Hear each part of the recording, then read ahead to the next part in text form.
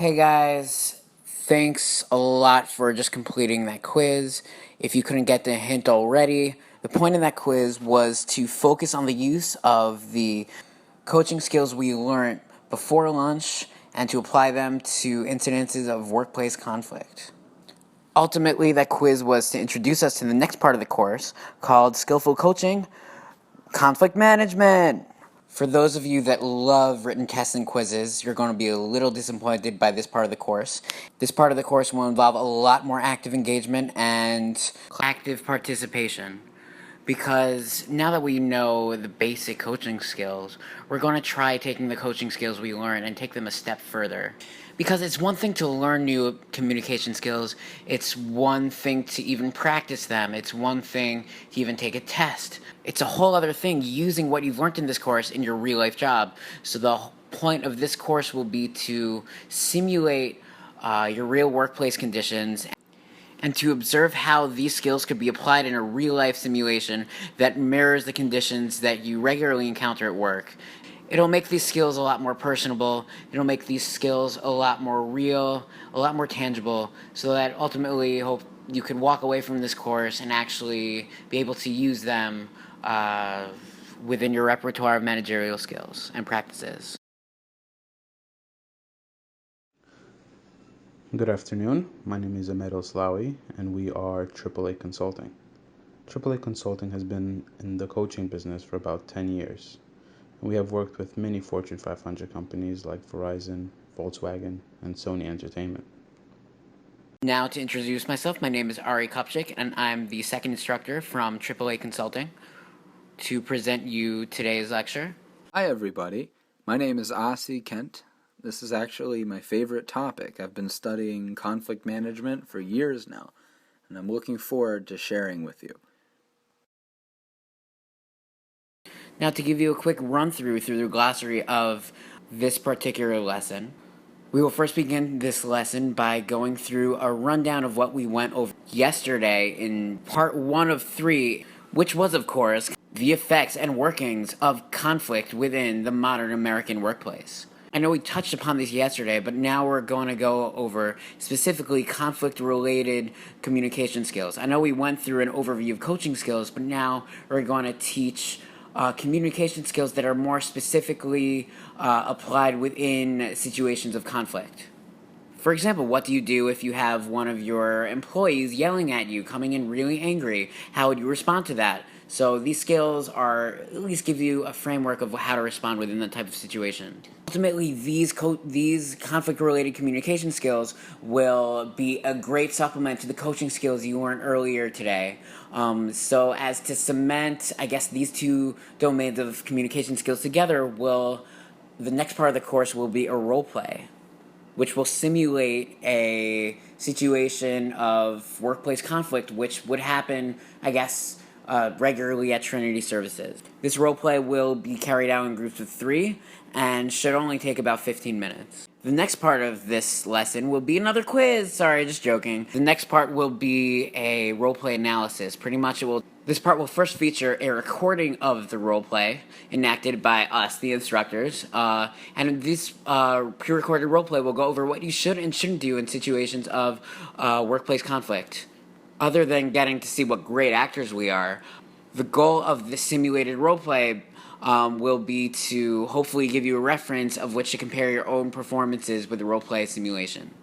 Following the roleplay analysis, we'll be giving an overview of the research that supports the best practices and coaching skills to use within situations of workplace conflict.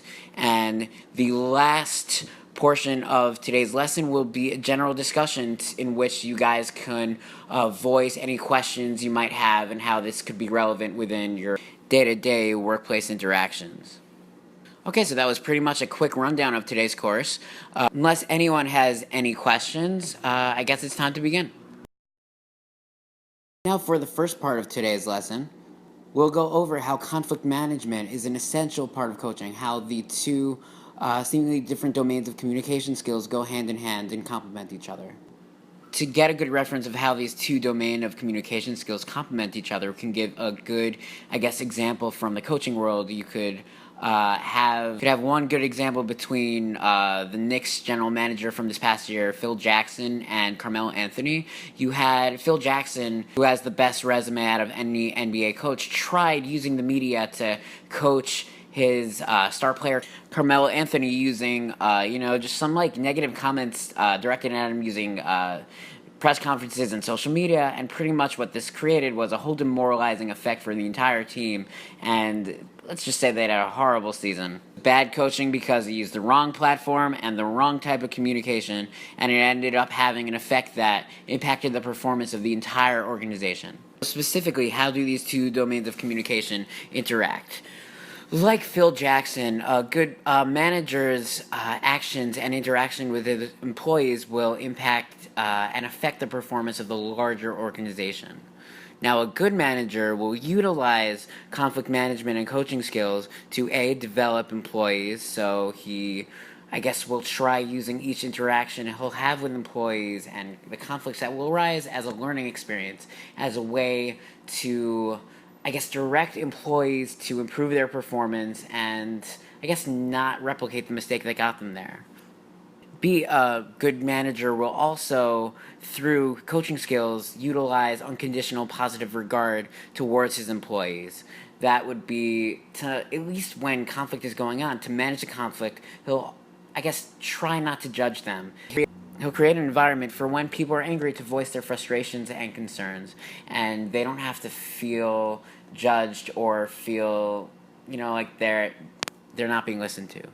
And the real utility of a good manager utilizing coaching will be to seemingly empower the learning experiences for his employees, and he'll act, less of a general and more as a guide to direct his employees how to solve their own problems. He'll try to guide them through their emotions, through their perspective, and through open-ended questions, through the right communication skills, he'll help them see other options that, through their anger or through their biased sense of judgment, they weren't able to see without his guidance and his advice.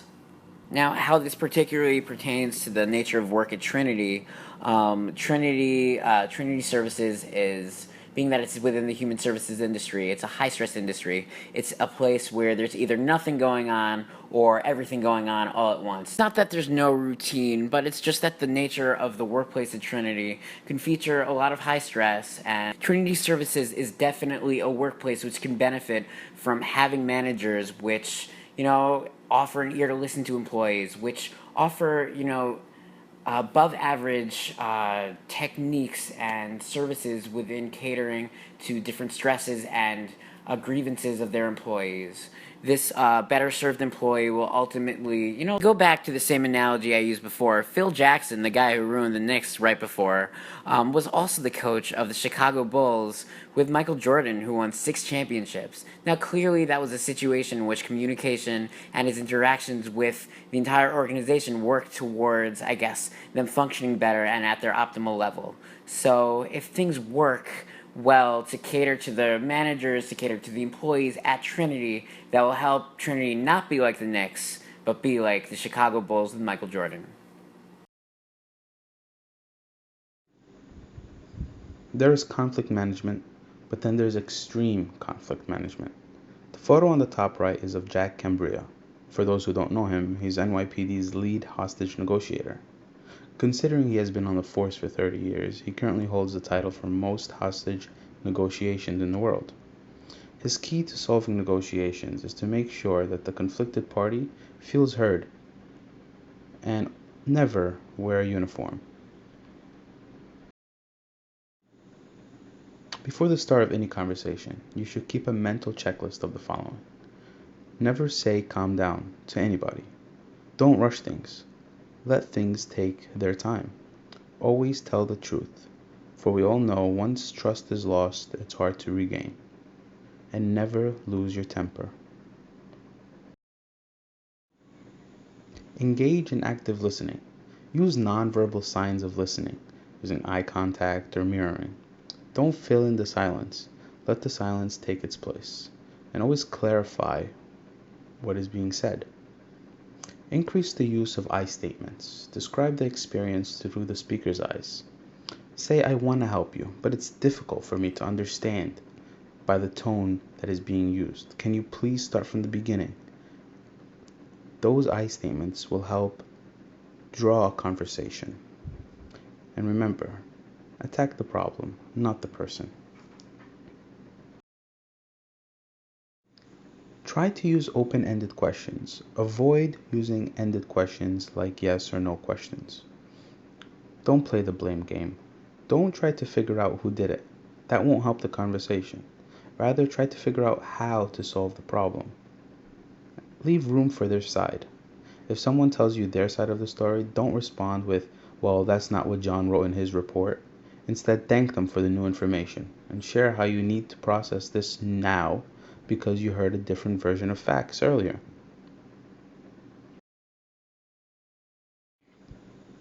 Alright, everyone. Now we're going to transition into some role play activities. Could everybody please split up into groups of 3 and take a look at the role play simulation handouts? We're going to run through 2 scenarios, trying our best to apply the principles we've learned to these situations. In each group, assign amongst yourself the roles of manager, employee 1, and employee 2. And please feel free to rotate between rounds if you'd like. To give some background for the role play, here's the scene you're walking into. Avery's day has started off as anything but quiet. Avery is responsible to control the fallout from yesterday's workplace incident filed against both Sam and Alex. The incident file singled out both employees for negligence. Avery will be conducting 2 individual debriefings with Sam and Alex to select an appropriate response. Yesterday at 7:30 p.m., program resident Jonathan Green had a series of seizures. Medical attention arrived shortly thereafter, and Jonathan is currently in stable condition. Medical reports attributed the cause of Jonathan's seizures to the failure of employees to dispense his daily medication. Sam and Alex were responsible for the administration of Jonathan's medicine that day. Sam claims he shouldn't be held liable for the incident. He claims that he specifically told Alex to dispense Jonathan's medication, but that Alex forgot about it and blamed him. Sam has requested that his name be taken off the report, or he will leave the company. Alex has filed a counterclaim, officially denying Sam's claim, and reports that Sam has implicated him on account of prior workplace disagreements. In the last 2 years, both employees have filed 3 other complaints against one another. Let's go over the roles for the first round of the role play. Avery, your job is to debrief Sam. Apply the communication principles we covered in the training so that things go well. Sam, you're fed up with this. You blame Alex. It's his fault. You offer your ultimatum. Alex, you're just an observer this round. You watch the 2 people communicating and think, what do you notice about the communication? Is Avery making Sam feel heard? I'm going to set a timer for 4 minutes and go ahead, get started with the role play. When the timer's up, we'll launch into a discussion about what we learned during the role play. Let's talk about what we learned during that round. Avery, you were applying what we learned. Which principles were easy to apply? Were any more difficult? Sam, how did you feel when Avery used the principles we covered in our training? Did you feel heard? Alex, did you notice anything interesting? How well do you think the principles were executed? Okay, so now to give a brief description of round 2 for the roleplay exercise. The character Avery will retain the same role as the manager. However, in this roleplay, the roles of Sam and Alex will be switched. Sam will be in the observer position, and Alex will be the employee being debriefed. As in the last roleplay, the goal will be to apply the communication principles we covered already in training. And in regards for the narrative will remain the same. Avery, the manager, will be debriefing Alex instead of Sam. And Alex, the profile for Alex is that he's angry and blames Sam for having him written up in the incident report. For the team member in the observer role, you should make notice of the types of communication being used, and in particular, is Avery making Alex feel heard? The total runtime of the roleplay should be around 4 minutes. Okay, so now you guys should be done with the second roleplay exercise. And now we will be entering the group discussion part of the exercise. Again, as with the first round 2 discussion, the questions on the board don't need to be addressed. However, you can use them as reference to facilitate your own group discussions. Now, for Avery's character, one question you can focus on is, Avery, did you feel like any principles came naturally to you? For Sam's character, was Avery getting through to you? Do you feel like you're being heard? Now, as for the questions pertaining to Alex's character, the questions could be, did you notice anything interesting? How well do you believe that the communication skills used in the roleplay exercise were executed? Feel free to explore your own thoughts or questions regarding the roleplay. Use these questions up on the slides as a guide. What you are about to see are traditional management styles versus proper communication skills. We will show you the worst practices and then the best practices. Just keep in mind of what techniques are being used and what are not being used. What the hell, man? Kevin, how are you? What the hell? I've been written up for yet another incident report? Yeah, you were? Guy Jose's just a pretentious wise ass. Let's not talk about people like that. You need to just calm down. You're screaming at me, and that's not gonna work. What else should I do? I have 4 incidents reports at this point. That's my job I'm talking about. You may lose your job. From the report I got... I don't even care about it. I need the money. I understand you need the money, but there's a man in the hospital right now because of you.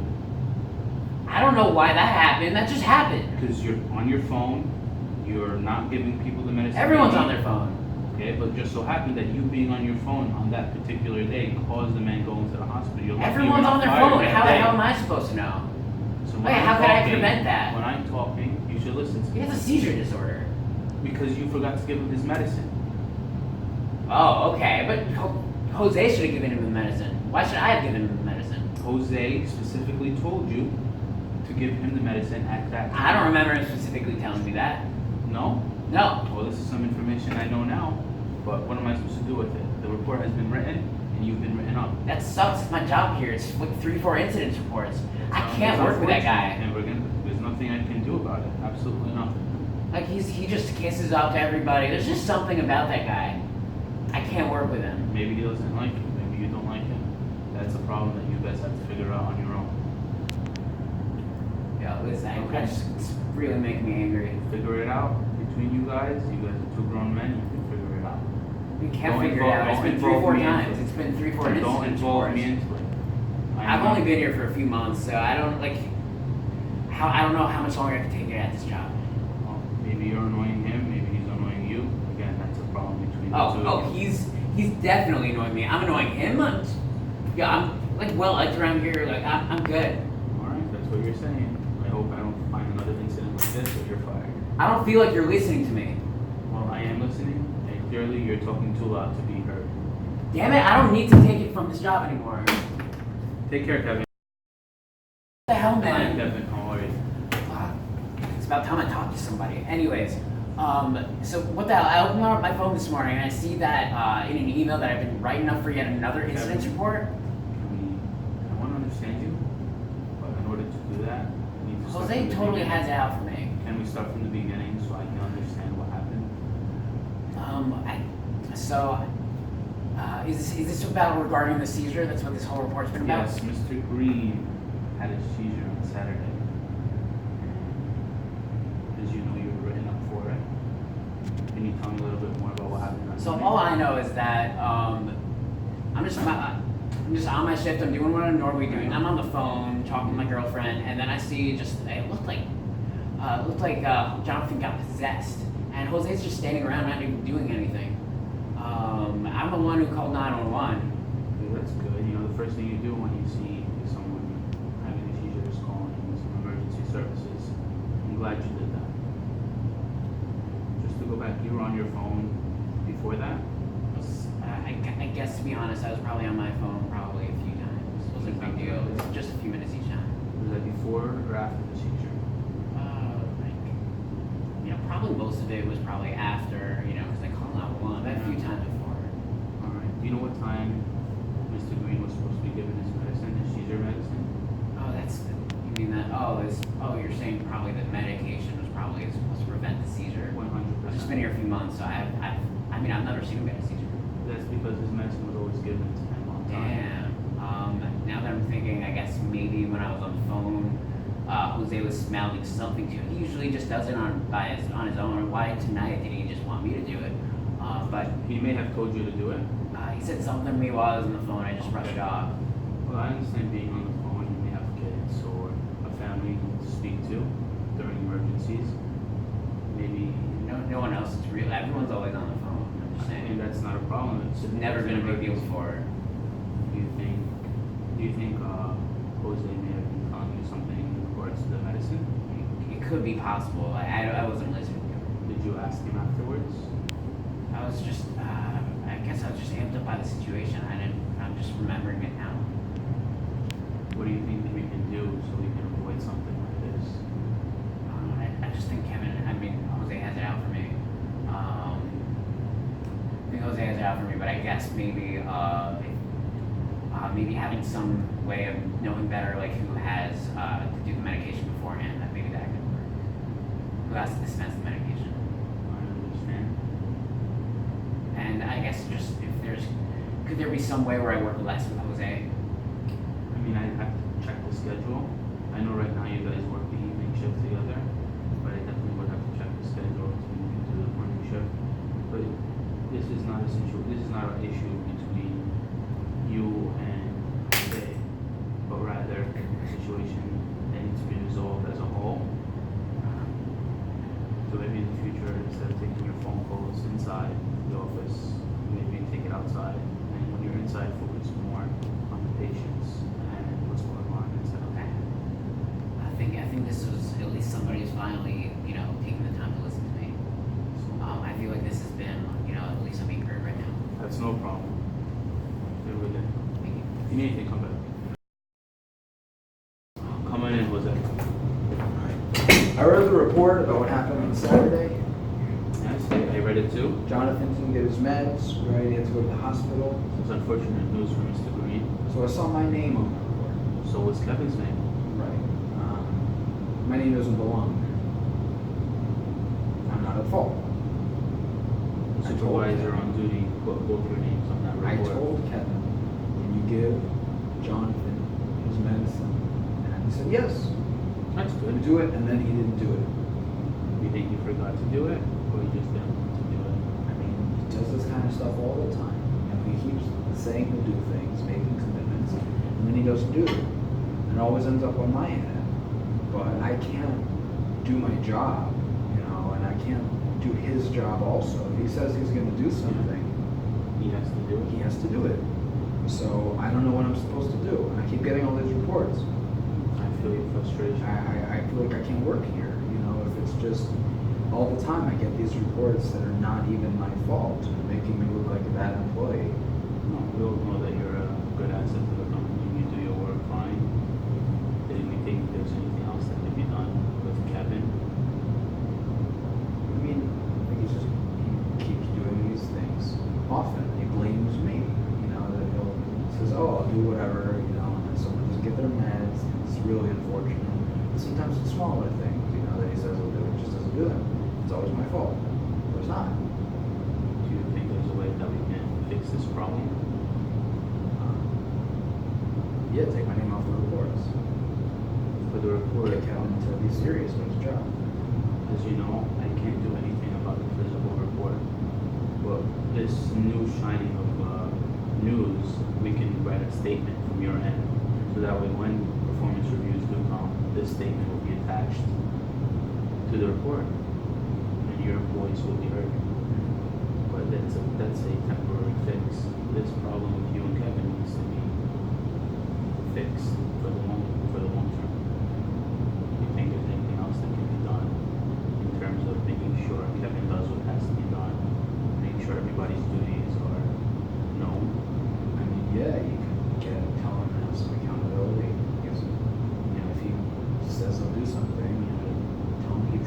or something, I can't keep track of it for him. Exactly, keeping track of the revenue. Maybe we can create a list of who's responsible of administrating the drugs to the proper patients here. Do you think that would work? Yeah. Yeah. Yeah. That's good. Alright, so we're gonna start by writing your statement, and then I will create the list and put it out in front of the nursery. Alright. Just write your name on top, today's date, so I can attach it to the report, those spellings that are here. Alright, I hope you guys enjoyed the video. Just a little discussion I'd like to have with you guys. What were some key differences you noticed between the videos? Which video reminds you more of your roleplay?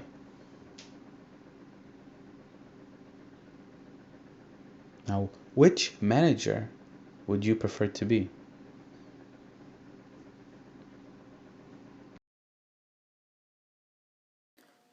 Now that we've put what we learned into action, and then watched it performed by trained professionals, let's go over what we covered today, the takeaways. Never say calm down. Don't rush things. You have time. This is important. Always tell the truth. Don't lose your temper. Listen actively. Make I statements.